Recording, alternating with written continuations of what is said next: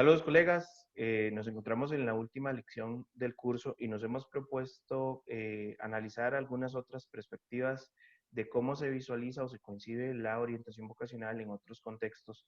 Y en esta oportunidad me encuentro con don Sergio Rascobán, quien es docente, académico, autor de varias publicaciones sobre el tema de orientación vocacional y es representante de la perspectiva crítica de la orientación vocacional que es bastante, tiene su auge principalmente en Sudamérica. Entonces, le quiero dar la bienvenida a don Sergio Rascobán para conversar un poco de este enfoque en particular. Muchas gracias, don Sergio, por darnos la oportunidad.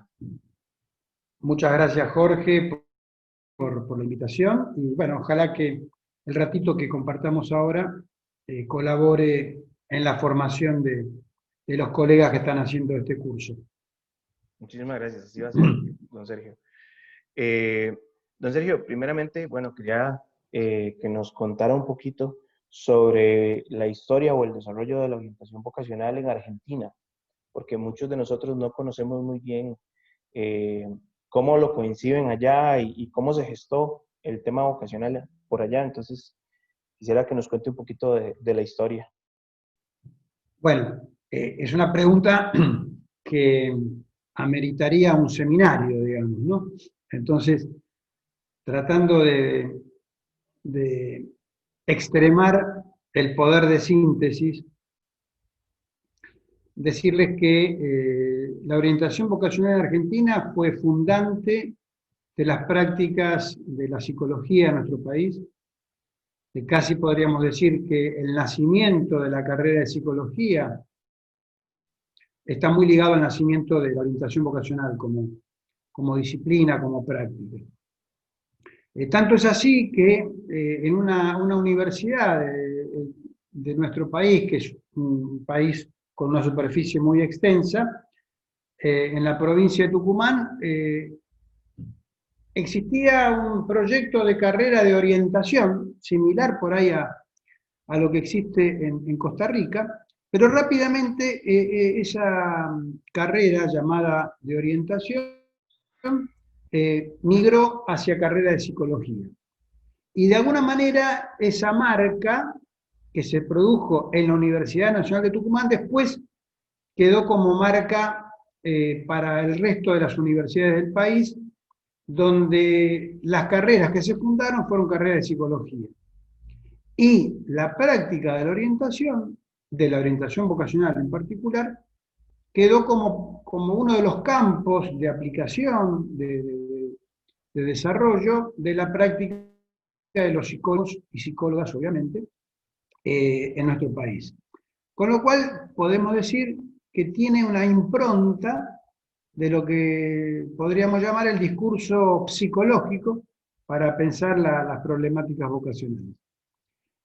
Tanto es así que las primeras inclusiones en el sistema educativo tuvieron un auge importante desde una modalidad psicométrica.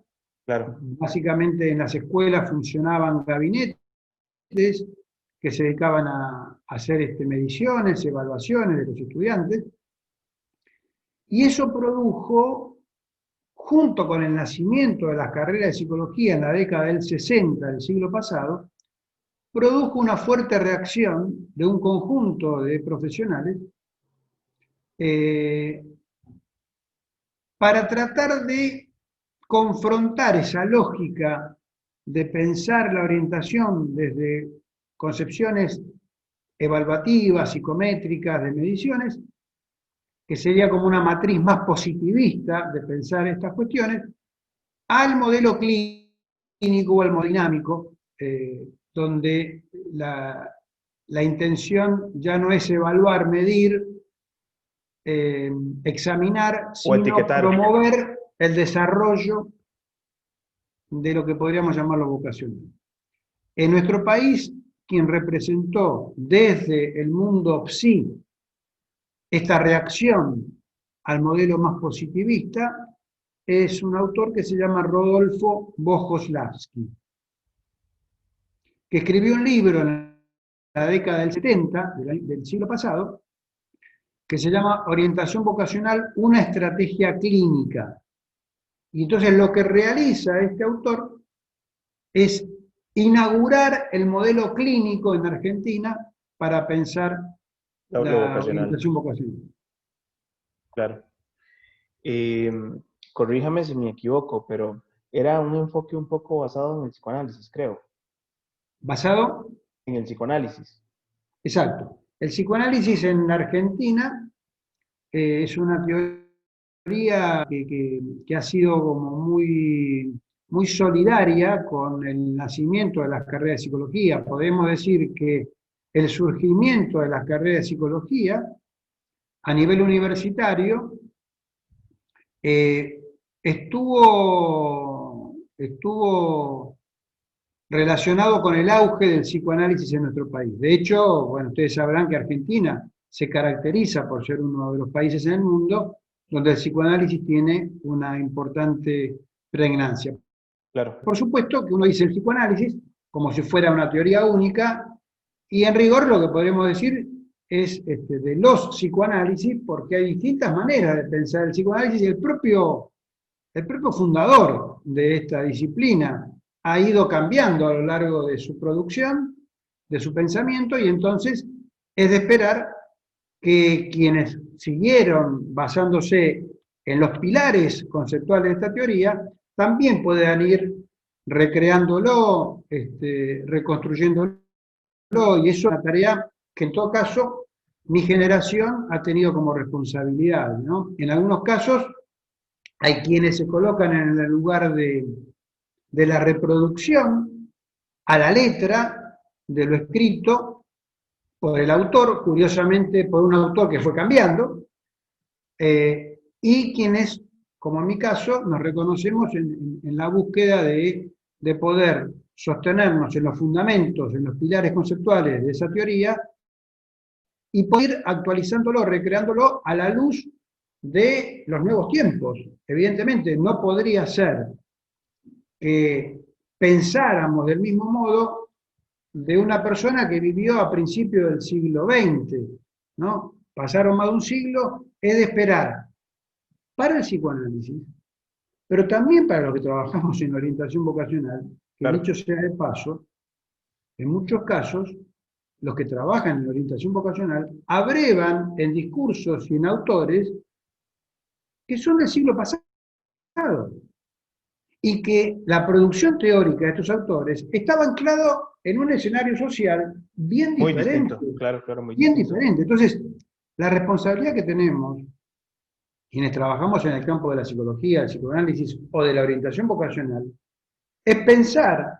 las teorías como formas de herramientas conceptuales que nos permitan leer la realidad, que nos permitan entender un poco más las sociedades y los sujetos que vivimos en ellas. En ese sentido, yo invito a autorizarnos, a quienes trabajamos en esta temática, a poder recrear las teorías para mejorar nuestras prácticas. Por supuesto. Qué curioso contraste como surge y de hecho es algo común casi en todos nuestros países que la orientación vocacional parte de un enfoque primero positivista, rasgos y factores, el auge de la psicometría, pero en Argentina pasó a un contraste o decir prácticamente otro extremo, ¿verdad? Con un enfoque tan psicodinámico, ¿verdad? O tan complejo como el psicoanálisis, ¿verdad? Me parece que fue como pasar de un extremo a otro completamente. Bueno, es una manera de mirarlo. Son formas que van desarrollándose las construcciones de las prácticas y de las teorías. Pero lo que yo quiero señalarles es que este autor, a que hago referencia, el que escribió el libro La estrategia clínica, ese mismo autor, al reeditar su libro, 4 años después, escribe una adenda a su libro, es decir, escribe un agregado a su obra. Y ese agregado constituye una muy fuerte autocrítica De su propio a su enfoque. propia producción teórica. ¿Y qué es lo que hace en esta autocrítica, en esta adenda, Rodolfo Voslansky? Critica desde lo teórico, desde lo estratégico, desde lo técnico y desde lo instrumental la práctica de la orientación vocacional. Esa autocrítica que realiza es el fundamento del paradigma crítico en la orientación vocacional. Es decir, algunos, como mi caso, tomamos esa autocrítica como estímulo promotor para tratar de trascender esta tensión binaria que vos señalabas, Jorge, entre lo clínico y lo psicométrico, pero no para tratar de integrar ambas cosas, para pensar otra cosa. No se trata de, como yo escucho habitualmente, tomemos los aportes de distintas teorías para armar un modelo integrador. Se trata de dejar claro la finalidad de lo que hacemos, el para qué lo hacemos, el por qué lo hacemos y el para quién lo hacemos. La Claro. primera cosa que quiero señalarles y que forma parte del paradigma crítico a partir de esa autocrítica del autor es pensar al sujeto en la relación con la sociedad en la que vive. Es decir, el sujeto no como un ente aislado, no como una isla, sino como una trama que se constituye en las coordenadas que lo producen, de alguna manera. Coordenadas, en principio, económicas, políticas, pero también culturales, simbólicas, deseantes. Es decir, estaríamos en la categoría de producción de subjetividad como una forma de concebir al sujeto como efecto de esa cultura y de esa sociedad en la que vive. Y esto no es menor, porque las prácticas psicométricas y las prácticas clínicas en muchos casos olvidan que ese sujeto es un sujeto en trama, es un sujeto contextualizado. Entonces, el desafío nuestro es aprender a leer las características de los contextos sociales, las variaciones de los contextos sociales y cómo esas variaciones producen subjetividad distinta. No podemos pensar al sujeto actual en una cultura y una sociedad dominada por la lógica del mercado y por las nuevas tecnologías. No podemos pensar ese sujeto que se produce con esa característica de la sociedad respecto a un sujeto en la década del 50, cuando, por ejemplo, un autor como Donald Super, que seguramente ustedes trabajan mucho, vivía en una sociedad totalmente distinta.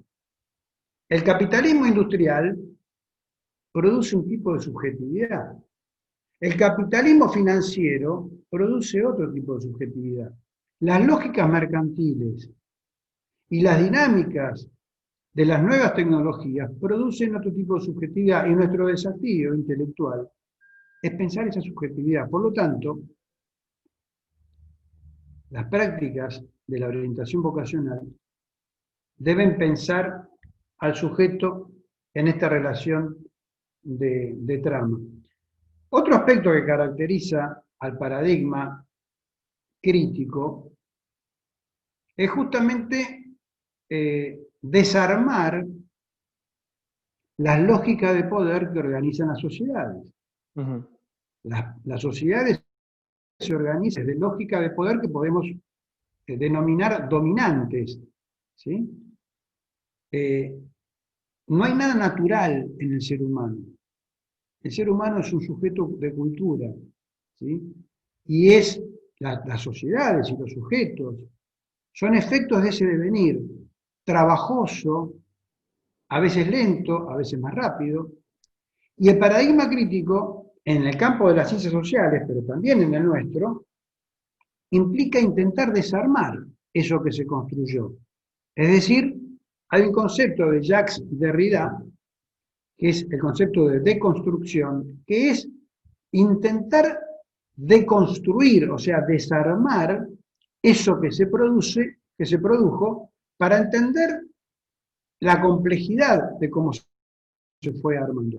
Y hablando de complejidad, este paradigma, que también lo denominamos crítico y complejo, es porque justamente se trata de pensar desde la categoría de Edgar Morin respecto de la teoría de la complejidad. Es decir,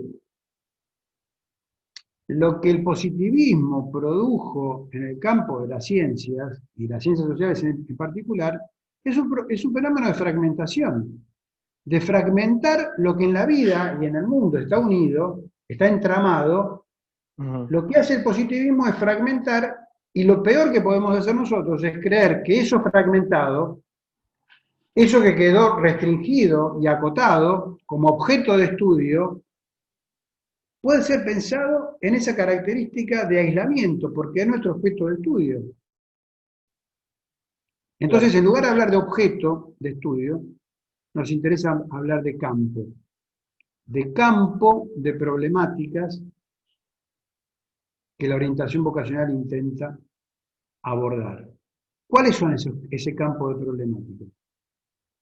Las problemáticas que tienen los sujetos para elegir y construir sus trayectorias de vida a nivel de lo que hacen. Ese es el campo de problemáticas con el que trabajamos nosotros. Y la llamada orientación vocacional son las intervenciones que realizamos en ese campo de problemáticas para tratar de acompañar a los sujetos en ese abordaje de la elección y de la construcción de sus trayectorias. Palabra, orientación vocacional, que ninguno de nosotros eligió, que heredamos como denominación de nuestra práctica, pero que también merece una deconstrucción. Claro. Jorge, me voy a tomar un mate, para los Parece muy amigos y bien. amigas ticos y ticas, los invito cuando quieran a tomarse un mate y a venirse a Buenos Aires. Delicioso el mate, de verdad. Yo lo he probado pocas veces, pero es delicioso. Me gustó mucho, vieras. Sí, sí, es muy rico. Toma café, don Sergio. Los que lo prueban por primera vez se quejan de que es un poquito amargo, pero bueno, es como todo, ¿no? Sí. ¿A quién le gustó? ¿A quién le gustó la primera vez que tomó una bebida alcohólica? ¿A quién le gustó? En general, la primera sensación, sin embargo, después a muchos nos encanta. Claro. Con el Sí, es mate pasa lo mismo. como con la cerveza me pasó eso. No, Exacto. no le sentía el gusto y poco a poco me fue gustando exactamente. ¿Toma café también, don Sergio? ¿O solamente mate? ¿Cómo? ¿Toma café? Sí, sí, mucho. En Argentina se toma mucho café. El desayuno habitual en Argentina es un café de la mañana. este, Algunos, como mi caso, lo acompañamos con un mate. Pero yo te diría que el café es la bebida más característica del desayuno. Claro. ¿Y se pudo tomar un cafecito aquí en Costa Rica cuando nos visitó? Ay, se te contó un poquitito, Jorge. Sí, me di cuenta. Me imagino que se pudo tomar un cafecito aquí en Costa Rica cuando nos visitó. Sí. Mirá, cuando estuve en Costa Rica, que estuve en varias oportunidades y que siempre me han recibido de una manera encantadora y deseo poder volver cada vez. Me acuerdo de El Gallo Pinto, El gallo pinto, claro. ¿no? Porque yo llegué una vez a una actividad dispuesto a tomar el cafecito y a empezar a conversar con los colegas, pero lo primero se empezó por El Gallo Pinto. ¿Y le gustó el gallo pinto? Digo, obvio, obvio, Qué me bueno, qué encantó. bueno. Qué bueno, sí. Es de lo más característico el gallo pinto y el pura vida. Y el café. Pura vida. El otro día vi el documental de Keylor Ah, en sí, Netflix, no sé si lo han visto. la película. La película, sí, la Sí, película sobre sí, la tiene una vida historia muy linda. de Keylor Navas, sí. Sí, sí, sí. Me hizo acordar mucho a la cultura tica, ¿no? Porque él, si bien habla de la historia y el recorte de su historia singular, también da cuenta de la historia de un pueblo, que es un poco lo que decíamos recién respecto a los entramados, o sea, la constitución subjetiva tiene que ver también con esas cuestiones que hacen a los países donde cada uno nació, vivió, y entonces, digamos, no es lo mismo pensar, por ejemplo, volviendo a nuestras prácticas, Claro. pensar nuestras prácticas en países de América Latina, que pensar estas prácticas en países del primer mundo. Entonces, eso nos obliga a quienes trabajamos en este campo, y a cualquier otro también, nos obliga a pensar las particularidades propias de nuestro contexto y animarnos que al pensar sobre esas particularidades vamos a empezar a construir teorías. Las teorías no son otra cosa que herramientas conceptuales para pensar los fenómenos que acontecen en la vida social. Sí, por supuesto. Muchas veces parecería que estuviéramos escindidos, y yo les digo más a los colegas que están escuchando, que probablemente a alguno de ellos les puede haber pasado algo que me pasó a mí cuando yo me recibí ya hace muchos años, estaba más interesado en encontrar en mis pacientes o en los grupos escolares, encontrar aquello que aparecía en la teoría y tratar de ajustar mi mirada y mis interpretaciones y mis lecturas a lo que la teoría me decía que tenía que tratar de ver. Y me parece que la operatoria debería ser bien diferente. Las teorías nos pueden ayudar a entender esas problemáticas, tanto de los sujetos, los grupos, las comunidades, las instituciones, pero también aprender aquello que la teoría no nos está dejando ver, y a veces nos hace ver cosas que no es la que estamos. A mí me ha pasado en varias oportunidades forzar una lectura queriendo ver aquello que la teoría iluminaba para ver, y yo no poder, digamos, esa diferencia es la invitación a poder pensar.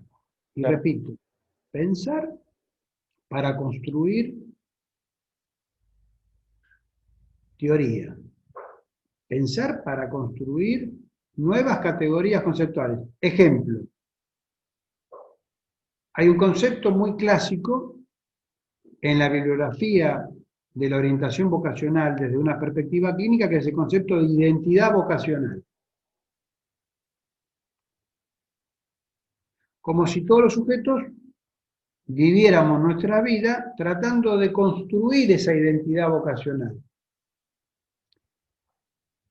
Uno dice, la identidad vocacional es aquello con lo que uno se reconoce frente a los otros por lo que hace. Pero la identidad tiene como la trampa de la lógica de lo uno, ¿no? La identidad como lo idéntico a sí mismo. Y entonces, si una persona realiza simultáneamente distintos tipos de actividades, y entonces el concepto de identidad, ¿cómo se organiza ahí? ¿Qué tiene? Identidades múltiples. Esta persona tiene problemas psicopatológicos. Fragmentada. Entonces se trata de decir, podemos revisar la categoría de identidad vocacional y decir que en sociedades como la nuestra, con un ritmo vertiginoso, con profundos cambios de manera permanente, las elecciones que los sujetos hacen a lo largo de la vida van a ser variadas. Y probablemente las modalidades más estables, más continuas, más regulares, propias de otra etapa del capitalismo, no son las que ocurren hoy. Hoy son modalidades mucho más vertiginosas, discontinuas, irregulares, no necesariamente ascendentes. Entonces tenemos que pensar las trayectorias de vida conforme a una sociedad que se organiza de otro modo. Entonces, en lo personal propuse, en lugar de pensar en términos de identidades vocacionales, propuse el concepto de itinerario vocacional. Itinerario, claro. Es decir, pensar esas trayectorias como un recorrido, como un itinerario, en donde las personas podrán ir realizando distintas cosas sin la necesidad que esas cosas que vamos haciendo se encierren o coagulen en una lógica identitaria de lo uno. Por eso también se empezó a hablar de multiactividad, es decir, de personas que pueden reconocerse haciendo distintos tipos de actividades sin necesidad de cerrar. Ujú. Entonces,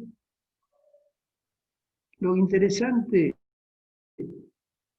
es la dinámica de estos procesos y la necesidad de pensar, de poder pensar lo que hacemos y saber lo que pensamos, decía un psicoanalista, Cornelius Castoriadis, para hablar de un concepto que él llamó elucidación crítica.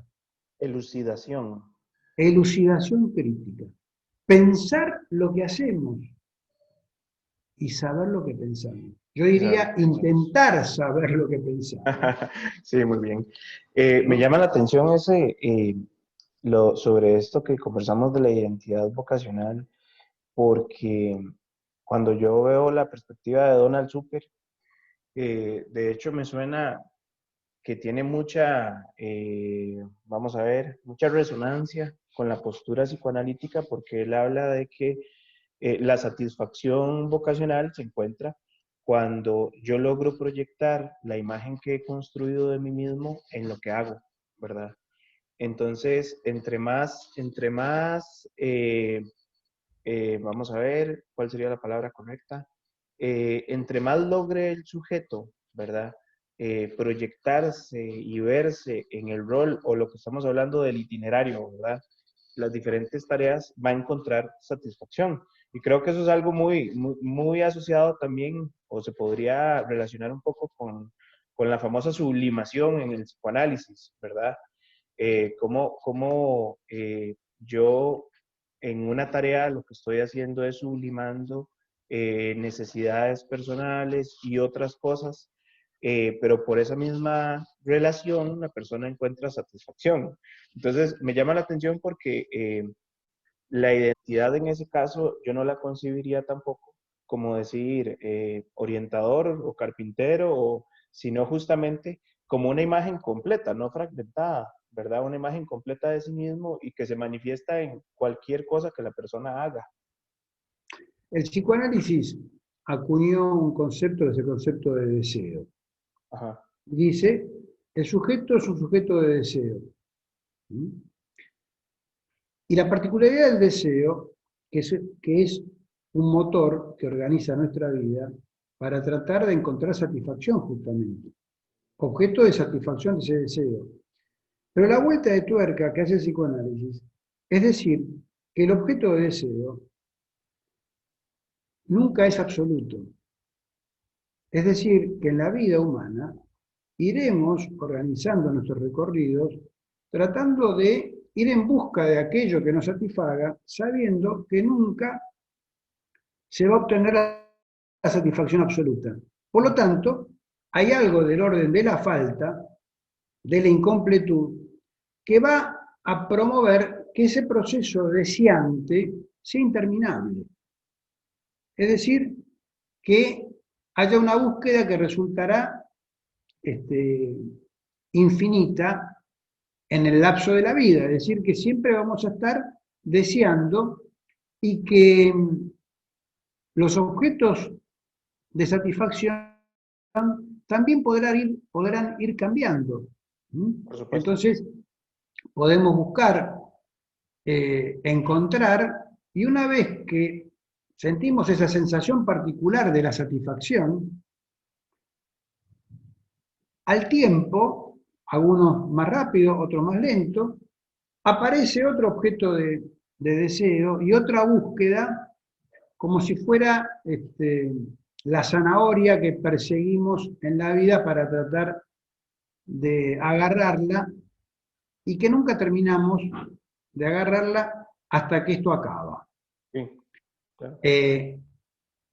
Y acaba cuando ya no hay más deseo. Justamente el deseo es motor y el deseo también es incomodidad.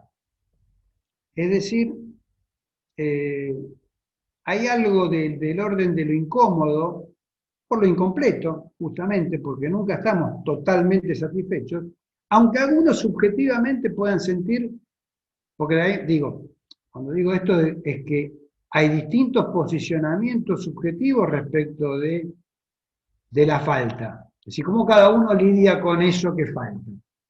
Entonces, hay modalidades diferentes. De hecho, muchas de los cuadros psicopatológicos se organizan alrededor de cómo los sujetos humanos viven la situación de la falta, Ujú. de maneras evitativas, de maneras obsesivas, de maneras histéricas, es decir, formas de lidiar con aquello que siempre va a faltar. Y que entonces la vocación no puede pensarse por fuera del deseo y por fuera de la falta. Entonces, en lugar de hablar de la vocación como un absoluto, podemos hablar de la vocación con minúscula o de las vocaciones por esos itinerarios que vamos a ir recorriendo a lo largo de la vida, sabiendo que nunca ninguna actividad nos va a terminar de satisfacer por completo. Porque ese sujeto del deseo, ese sujeto de la falta para el psicoanálisis, uno puede decir, pero qué reiterativo con el psicoanálisis. ¿Saben qué? Si una herramienta conceptual me sirve para pensar algo que yo observo, entonces esa herramienta sigue siendo potente. Y yo lo que puedo decir que no renuncio a esta manera de pensar porque sigo observando las evidencias de que lo que pienso lo noto en las consultas que tengo con mis pacientes, con los consultantes que hacen orientación. Entonces, digamos, esa es la potencia de una teoría donde todavía me permite seguir operando, entendiendo, leyendo algo con lo que me enfrento. Así como otras cosas por ahí ya no. Vos hablabas de la teoría de la sublimación. Bueno, yo no creo que solamente sea sublimar lo que hacemos. Me parece que hay otras cosas ahí, porque eso sería como desconocer otros elementos que hacen a la búsqueda de esos objetos y a las distintas variables que intervienen en lo que hacemos. A mí me parece que hay que ser muy respetuosos con eso, porque ese sujeto del deseo es un sujeto que vive en una sociedad, en una sociedad que es profundamente desigual Ujú. y que las condiciones para elegir están fuertemente condicionadas por el origen social de las personas. Entonces, los que trabajamos en estos temas no podemos invisibilizar los distintos factores que operan al elegir qué hacer. Porque si no, ingenuamente, en el mejor de los casos, estamos siendo cómplices de un estado de situación que nosotros no elegimos. Ujú. Y lo que tenemos que tratar de evitar, los que trabajamos en la orientación vocacional, es transformar esta práctica como una práctica de privilegio. Es decir, que sea la práctica para aquellos que pueden elegir. Y los que no pueden elegir, que se encarguen otros. No. Nuestra responsabilidad social es pensar el derecho a elegir como un derecho de todos. Y de todos es de cualquiera. En este caso, pienso en sujetos que no trabajan ni estudian, en sujetos que tienen problemáticas con consumos, en sujetos que están privados de su libertad, en sujetos que tienen discapacidad. El derecho a elegir es de todos. Y nosotros, como profesionales de este campo, tenemos que posicionarnos éticamente e ideológicamente respecto a esta cuestión. Me llama mucho la atención justamente que eso es lo que he encontrado, digamos, eh, como una característica fundamental de la perspectiva de ustedes, que es darle una especial importancia al tema social, ¿verdad? a cómo la sociedad está organizada en categorías, cómo tiende a establecer etiquetas a las personas, ¿verdad? Cómo hay relaciones de poder y cómo hay personas que salen perdiendo, como dice usted, en estas relaciones de poder y en este entramado económico también, ¿verdad? No solamente social, sino económico. Eh, y me parece algo muy rico, ¿verdad? Pensarlo de esa forma y no solamente pensar o ver al individuo en Como una individuo. situación, perdón, Al individuo. individuo, como algo recortado. Bueno, Exacto, exacto, claro. Pero también me genera mucha curiosidad, don Sergio, en la práctica, toda esta perspectiva, ¿cómo la desarrollan? es una buena pregunta, Jorge, porque para mí también fue siempre un desafío. De hecho, eh, además de haber escrito distintas obras respecto de este tema, tratando de teorizar sobre este tema, también ha sido una preocupación personal desde mis inicios en esta práctica, el cómo hacer esto, cómo encarar la práctica de la orientación. Y tomando la base de esta adenda de Rodolfo Voslaski, donde él también dice, hay algo de la orientación vocacional que nos liga a lo pedagógico y hay algo que nos liga a lo psicoterapéutico. Ujú. Entonces, a partir de ahí, y como plataforma, esa adenda, propuse pensar tipos de intervención. Es decir, cuando hablamos de orientación vocacional, pareciera que hablamos siempre lo mismo, y yo no. Cuando hablamos de orientación vocacional, estamos hablando de al menos tres tipos de intervención. La primera intervención la denominé intervención pedagógica, Ujú. y es la forma de pensar estas prácticas en los sistemas educativos. Es decir, allí donde los sujetos transitan sus trayectorias académicas, algunas de las cuales tienen sus cortes al terminar la escuela primaria, al terminar el ciclo básico de la escuela secundaria, en algunos casos hay un ciclo orientado, al terminar la secundaria o la preparatoria, el nombre que lleve en cada uno de los países. Es decir, esos cortes hacen que los sujetos se enfrenten con tener que tomar decisiones. Es decir, el sistema social los obliga a tomar decisiones. Claro. Entonces, la práctica de la orientación vocacional es aquella práctica pedagógica que está incluida en los sistemas educativos. Ustedes saben mucho de esto porque la práctica de los orientadores es en las instituciones educativas.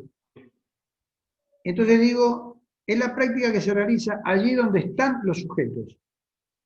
Y la responsabilidad del acompañamiento de esos sujetos, es una responsabilidad institucional. No es la responsabilidad del orientador que está en la escuela. Es responsabilidad de toda la institución. La institución, como conjunto, debería comprometerse en el acompañamiento de esos recorridos y en los momentos en donde se juega la problemática de elegir de una manera muy determinante, que es, por ejemplo, al terminar la enseñanza media. Ese Ujú. momento es crítico, y es crítico porque así está armado el sistema social. Entonces ahí tenemos que esforzarnos cómo armar programas en las instituciones para acompañar a los estudiantes y a las estudiantes en ese momento de finalización y la preparación de lo que va a ser la transición a otro trayecto que continúa, que puede ser el mundo del trabajo, que puede ser otra institución educativa, u otros proyectos que elijan hacer. Es pensar programas que la institución en su conjunto y con todos los actores institucionales se comprometan a hacerlo. En todo caso, creo que si tengo que pensar el lugar del profesional de la orientación, es el lugar donde pueda liderar ese proceso en la institución, pero no arrogarse Toda la únicamente responsabilidad. esa función. Ujú. Ahora, ¿qué ocurre? En algunos casos, y en Argentina ocurre mucho, y ocurre mucho en sectores un poco más acomodados de la sociedad, que se producen consultas por la problemática del elegir. Entonces, ya no es que está la propuesta o el programa en la institución, sino que acuden a otro lugar, que puede ser un consultorio, que puede ser un centro de salud, que puede ser un centro comunitario, que puede ser cualquier ámbito que ofrezca un servicio de orientación, una universidad. Y alguien va y consulta sobre su problemática para elegir. No sé qué hacer, no sé qué elegir. El dispositivo que se organiza a partir de una consulta es absolutamente distinto que la intervención que hacemos en las instituciones cuando lo que intentamos es acompañar a los sujetos que están ahí a concluir su recorrido. Son dispositivos distintos. A uno lo llamo intervención pedagógica y a otro la llamo intervención psicológica. Podríamos decir que la pedagógica es un poco más preventiva. Sí, en algún sentido se supone que hay algo ahí de prevenir, no en tanto de anticipar, sino de desarrollar recursos preparatorios para lo que va a venir. Porque Ujú. digamos, sabemos que terminar un trayecto educativo tiene una potencialidad de desajuste. Necesariamente se produce un desajuste. Ese desajuste puede cursar de maneras distintas, es decir, puede producir temor, angustia, ansiedad, o puede cursar de una manera mucho más relajada, pero lo que es inevitable es que se produzca un desajuste. Hay un reacomodamiento inevitable. Sí, por supuesto. Entonces, pensar en una práctica en una escuela es generar recursos para preparar algo de ese momento. Distinto es la intervención psicológica que realiza un psicólogo o un psicopedagogo en nuestro país con esos roles, para armar un dispositivo de acompañamiento a alguien que consulte. Y por último, el tercer tipo de intervención es para aquellos sujetos que no están en los sistemas educativos, porque abandonaron o porque terminaron y no se incluyeron en ningún otro circuito, ni del trabajo ni del estudio, y que tampoco consultan. Ujú.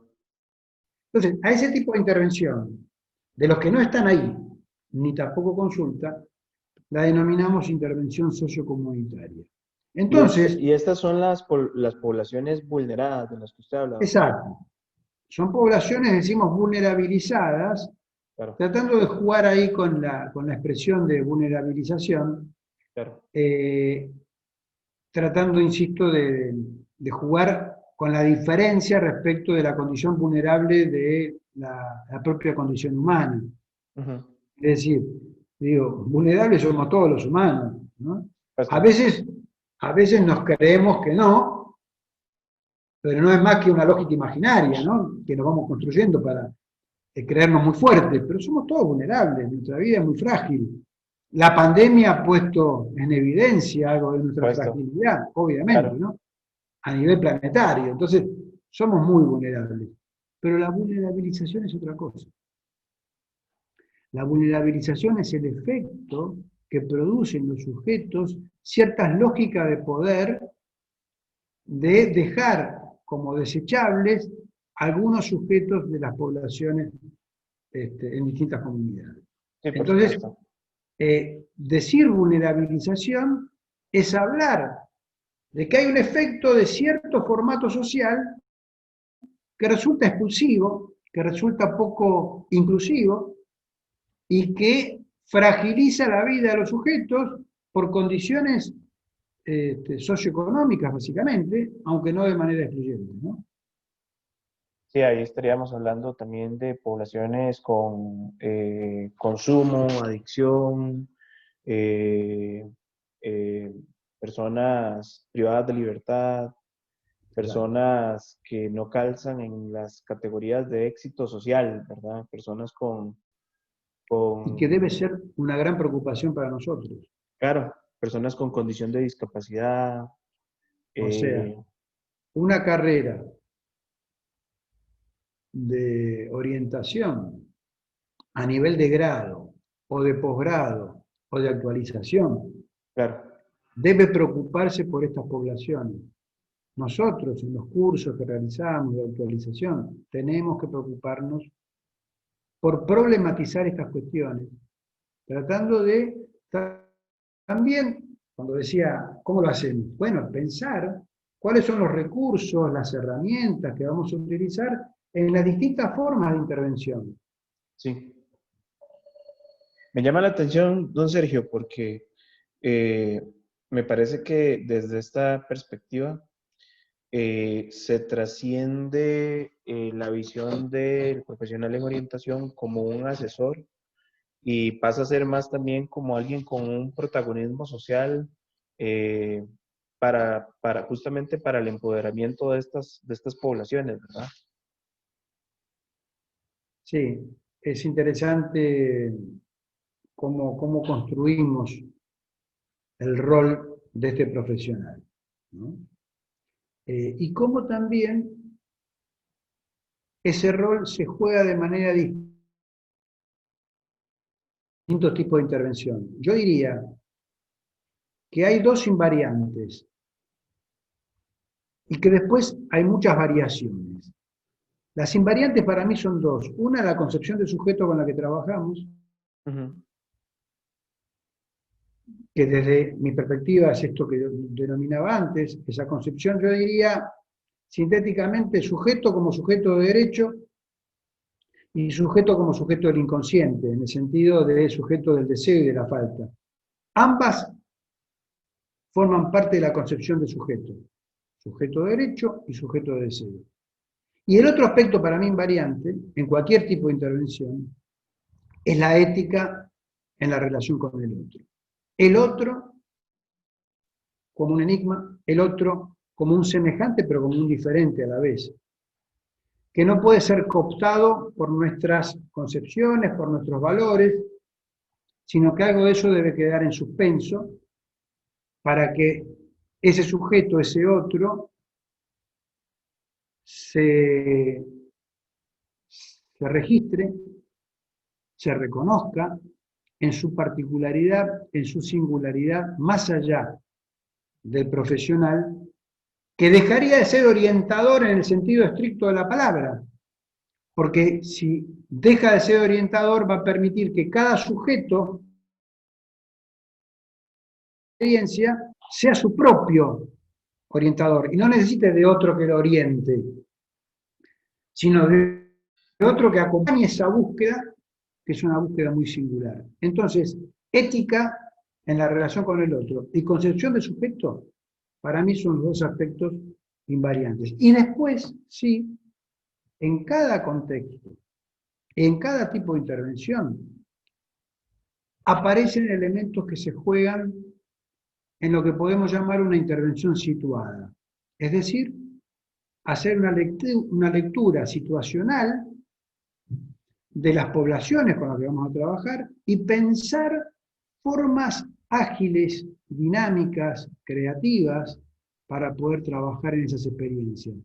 Con Claro. estos pilares, pero con todas las variaciones que podamos hacer en función justamente de esas particularidades donde vayamos a trabajar. Justamente la riqueza de la orientación vocacional y parte de este ejercicio, don Sergio, es poder eh, despegarnos un poquito de lo que normalmente hacemos para ver cómo lo están concibiendo otros, ¿verdad? Y me parece muy interesante porque creo que nos hace falta, por lo menos a nosotros, eh, hacer un análisis un poco más social, como dice usted, y más en esta dinámica del sujeto eh, que no está separado justamente de todo el entorno social y cómo el entorno social de verdad limita o potencia su desarrollo. Uh -huh. eh, Estuve varias veces en Costa Rica y algunos amigos y amigas se disgustaron mucho porque, porque bueno, algunas de estas ideas que estoy planteando interpelan la práctica que se viene desarrollando. Yo quiero ser muy respetuoso de, del trabajo, la dedicación, del amor que los profesionales de Costa Rica y de tantos otros lugares del mundo realizan en esta práctica, ¿no? Con mucho compromiso, con responsabilidad. Pero también la invitación es Exacto. a pensar lo que hacemos. Por ejemplo, yo invitaría a pensar la lógica de etapas. ¿Qué nos aporta pensar que un sujeto vive en términos de etapas? Yo creo que nada. Yo creo que nada. Yo creo que eso tiende a normalizar nuestra vida, a pensar que hay cierta normalidad, que hay que pasar por ciertas secuencias y que eso, bueno, haría de alguien más normal. Categorías que a mí me parece que no invitan a acompañar los recorridos de vida con una mirada mucho más abierta, menos prejuiciosa, y también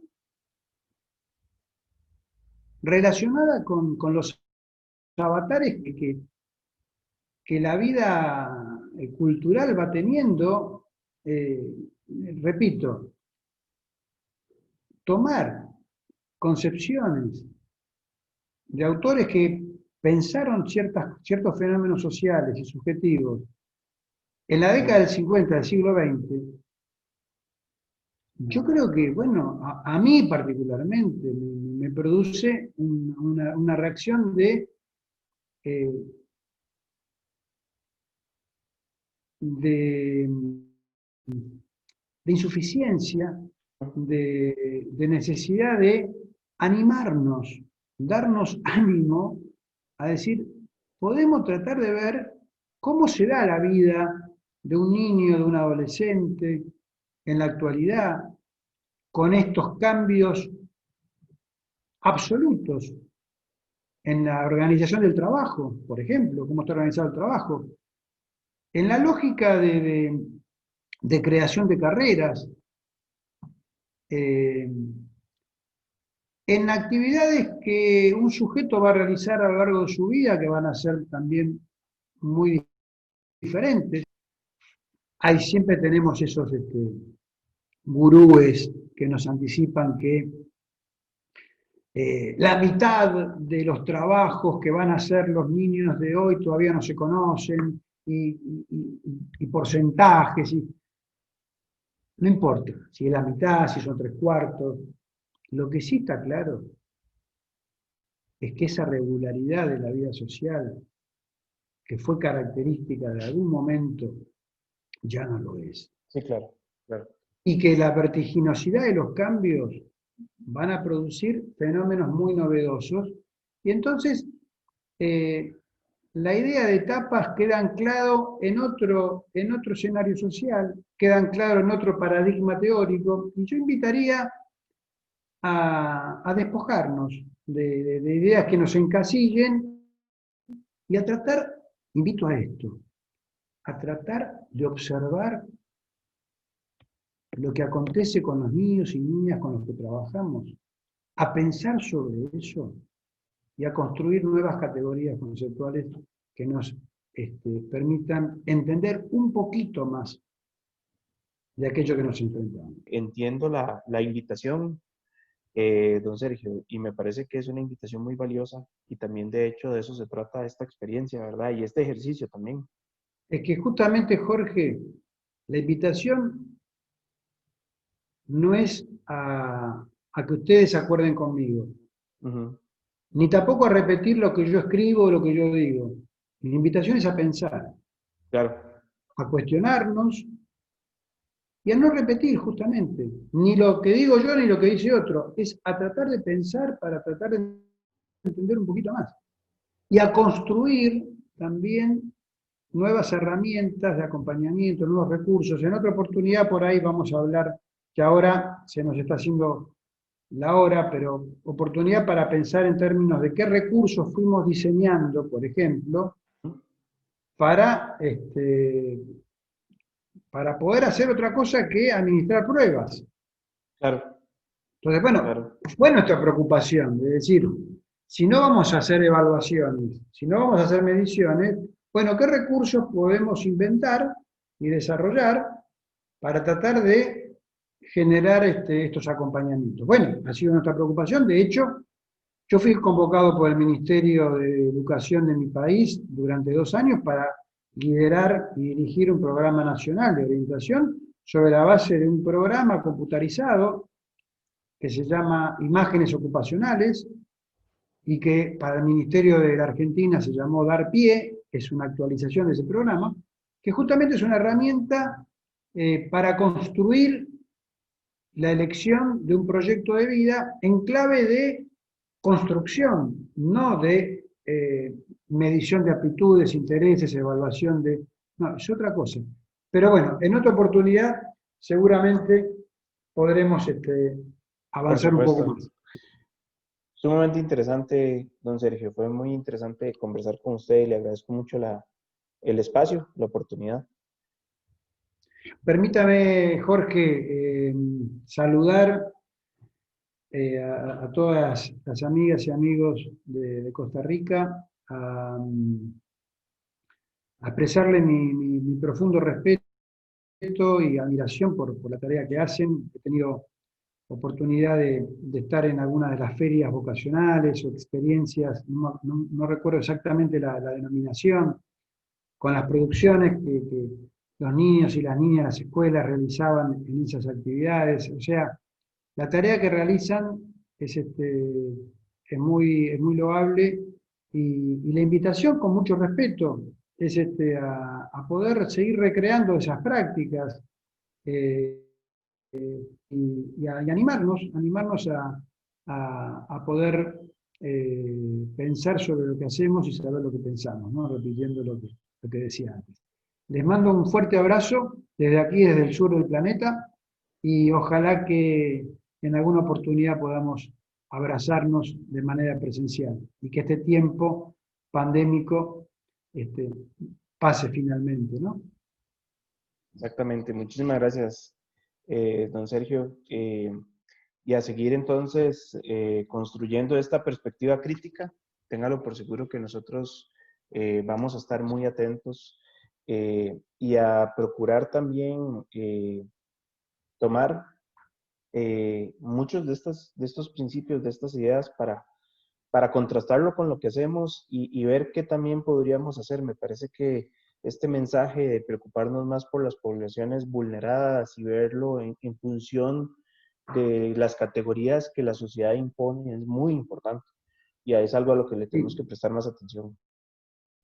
para cerrar de mi parte y hablando de la construcción del paradigma crítico, que tiene como vertientes varias. De hecho, hemos realizado un curso hace unos años con colegas de México, de Brasil, de Uruguay, que yo diría forman parte de este colectivo de pensamiento crítico en orientación. Me refiero a Marcelo Afonso Ribeiro, de la Universidad de San Pablo, a Héctor Magaña, de la Revista Mexicana de Orientación, a Miguel Carvajal, de la Universidad Católica de Uruguay, a Daniel Corinfeld, Daniel Levy de Punto Seguido. Eh, Venimos con distintas maneras tratando de ir construyendo esta perspectiva, este paradigma, que no está cerrado, que está abierto y está abierto al aporte justamente de todos aquellos que quieran sostener un pensamiento crítico. Por supuesto. Don Alberto, si alguno quisiera más información sobre el curso de actualización que tiene Punto Seguido, ¿cómo lo podría conseguir? Bueno, nosotros tuvimos estamos dictando actualmente un curso, el curso de orientación vocacional, teoría y técnica, para los colegas del Colegio de Profesionales de Orientación de Costa Rica. Estamos en la mitad del curso. Seguramente, y eso espero, ojalá puedan haber nuevas ediciones. en convenio entre Punto Seguido y el colegio. Y si no, pueden ingresar a la página de Punto Seguido, que es www.puntoseguido.com, la palabra puntoseguido.com, y ahí van a encontrar toda la información. Muchísimas gracias, don Alberto. Don Sergio, disculpe. Bueno, un gusto, Jorge. Un Hasta gusto. siempre. Hasta siempre.